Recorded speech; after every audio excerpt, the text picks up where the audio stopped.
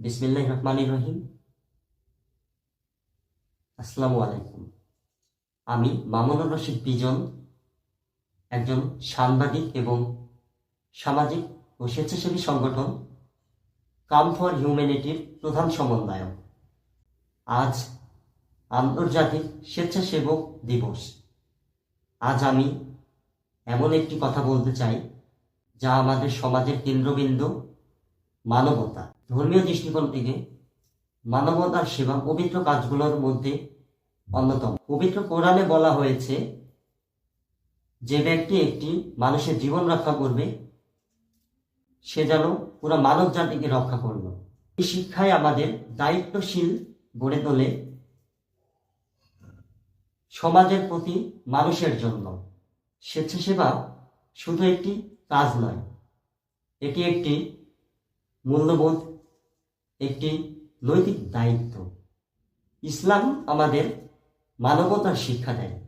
হাদিসে এসেছে, রাসূলুল্লাহ সাল্লাল্লাহু আলাইহি সাল্লাম বলেছেন, সৃষ্টির মধ্যে আল্লাহর কাছে সেই সবচেয়ে প্রিয় ব্যক্তি যে মানুষের উপকার করে। এই শিক্ষায় আমাদের প্রতিটি ভালো কাজের অনুপ্রেরণা দেয়। মানবতার সেবা কোনো জাতি, গোত্র, বর্ণ জন্য সীমাবদ্ধ নয়, এটি সার্বজনীন। হিউম্যানিটি বিশ্বাস করে যে মানবতার সেবাই প্রকৃত শান্তি এবং সামাজিক উন্নয়নের মূল চাবিকাঠি। সমাজে ইতিবাচক পরিবর্তন আনতে সকলকে একসাথে কাজ করতে হবে।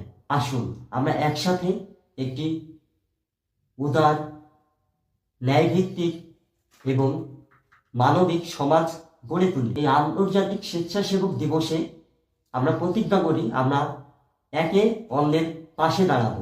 ধর্মীয় ও মানবিক দৃষ্টিকোণ থেকে স্বেচ্ছাসেবা আমাদের জীবনে আধ্যাত্মিক শান্তি এবং পৃথিবীতে ইতিবাচক পরিবর্তন আনতে পারে।